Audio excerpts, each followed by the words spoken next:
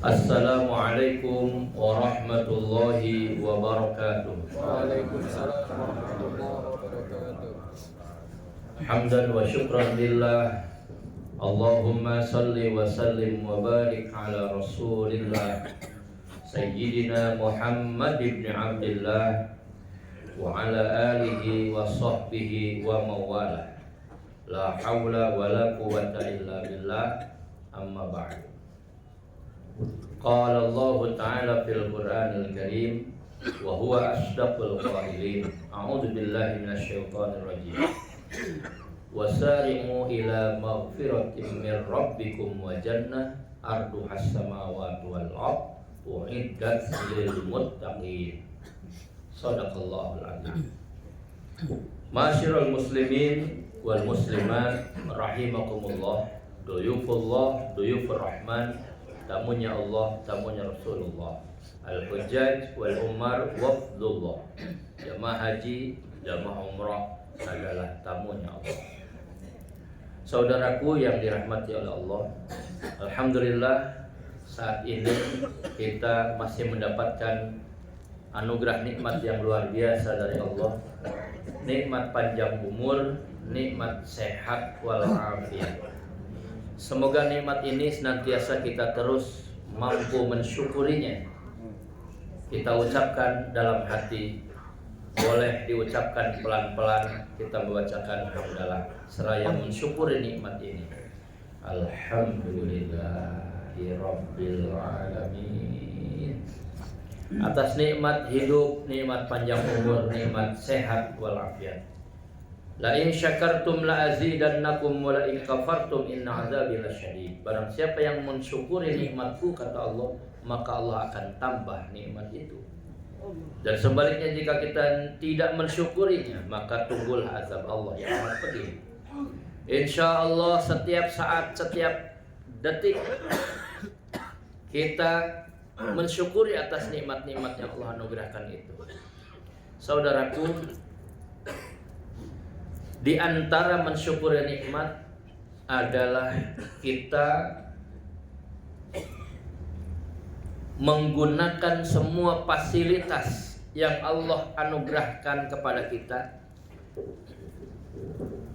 baik badan kita dan apa yang dilakukan oleh jasad ini adalah merupakan tanda kesyukuran jika melakukan hal-hal positif, hal-hal baik, hal-hal yang sifatnya ibadah kepadanya.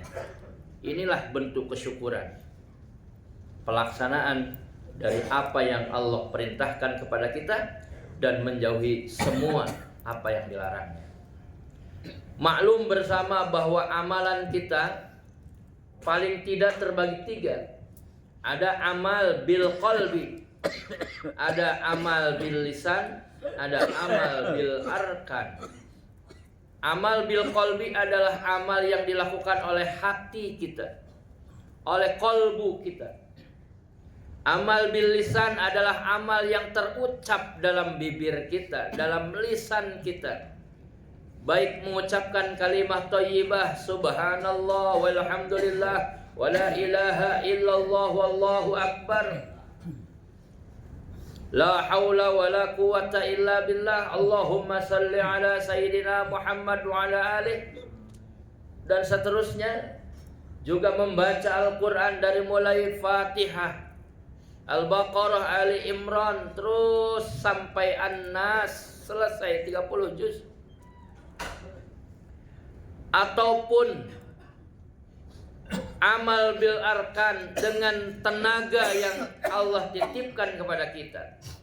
Kita jalan dari sini ke haram, kita melakukan tawaf, kita melakukan sa'i dengan badan kita, dengan tenaga kita, wasilahnya karena Allah. Itulah amalan-amalan bil arkan. Seorang karom mengambilkan makan, menenteng dengan tangannya. Ini adalah amal bil arkan yang pahalanya insya Allah luar biasa, apalagi dilakukan di tanah haram ini.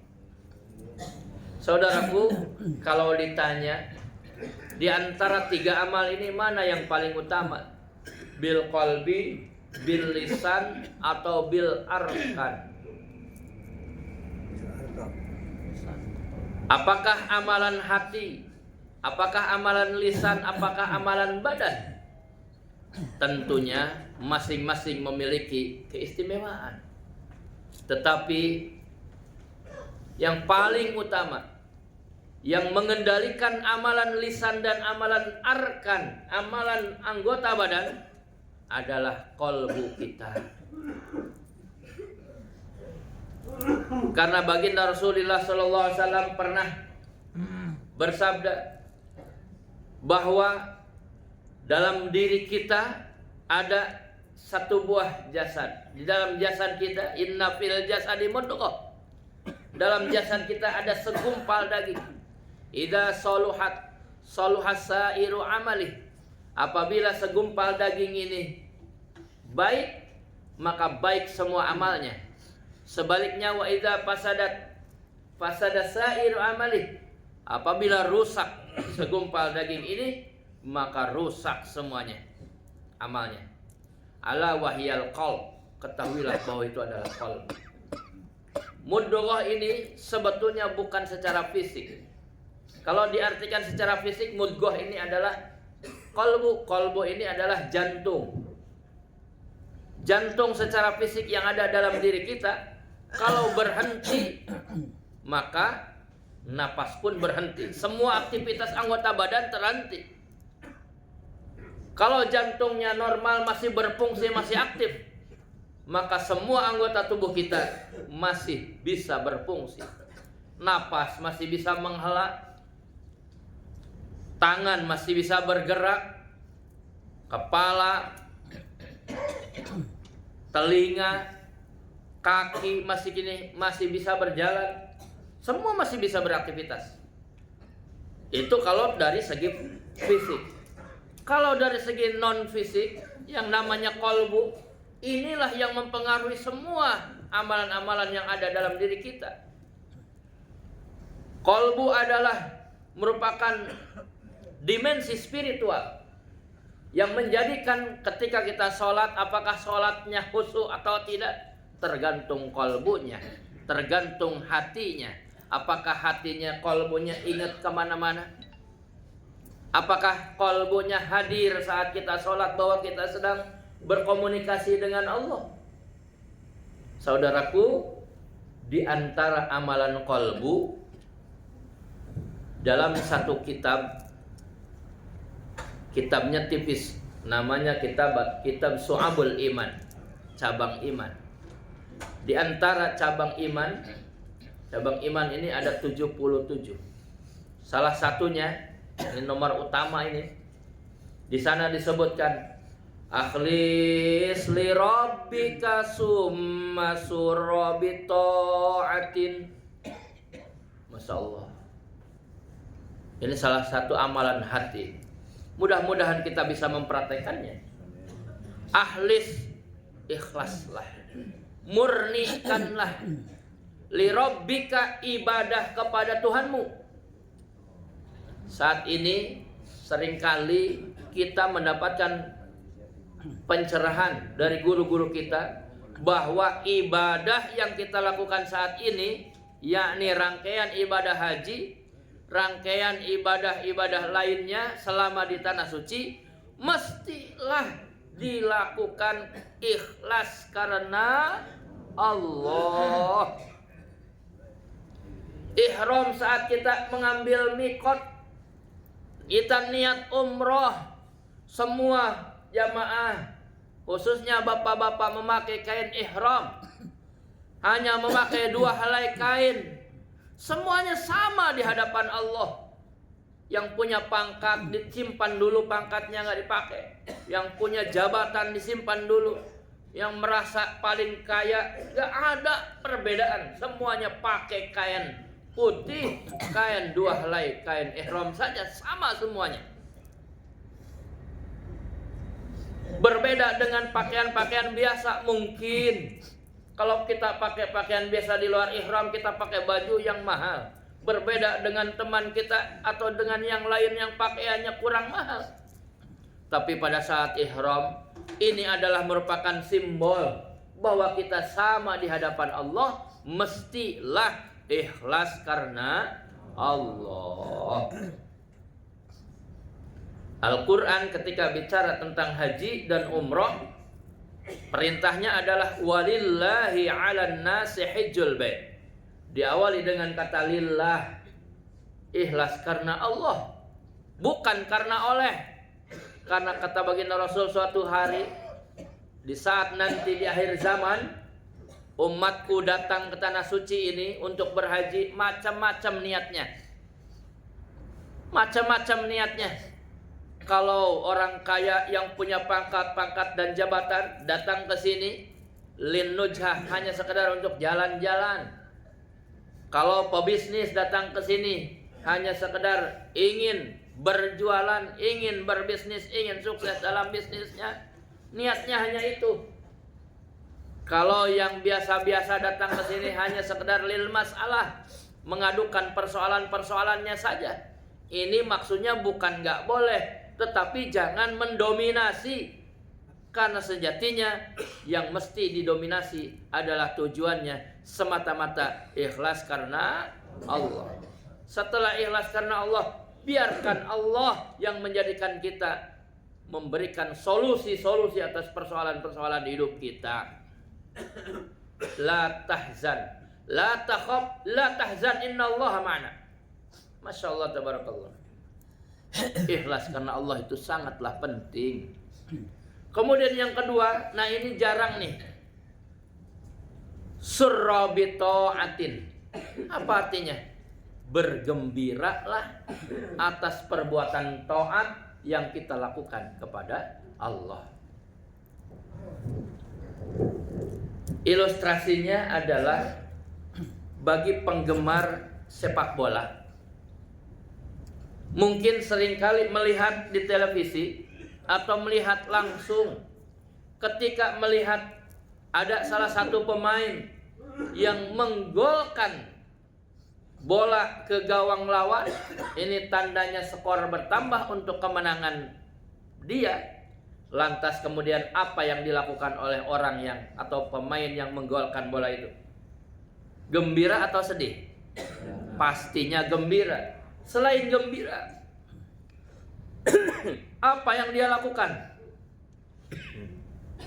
Yang dia lakukan adalah selebrasi sebagai tanda kegembiraannya. Pemain bola saja ketika menggolkan ke gawangnya bergembira, selebrasi. Itu urusan dunia, apalagi urusan akhirat. Ulama mengatakan summa surra bi ta'atin, bergembiralah atas ketaatanmu. Pernahkah kita ketika kita selesai umroh, tahallul, dalam hati dipenuhi rasa gembira, gitu ya? Alhamdulillah. Kita selebrasikan kepada diri sendiri, kepada Allah, ungkapkan alhamdulillah ya Allah. Jika umrohnya bersama keluarga, bersama istri tercinta, kemudian selebrasikan dengan keluarga kita, apalagi dengan anak kita dekat. Alhamdulillah ya nak, kita sudah selesai umroh. Senang sekali ayah melihatmu nak, selesai melaksanakan umroh. Semoga engkau jadi anak yang soleh ya nak. Dalam hati, ya Allah, jadikan anak saya ini adalah investasi terbaik untuk amalan saya ketika saya wafat.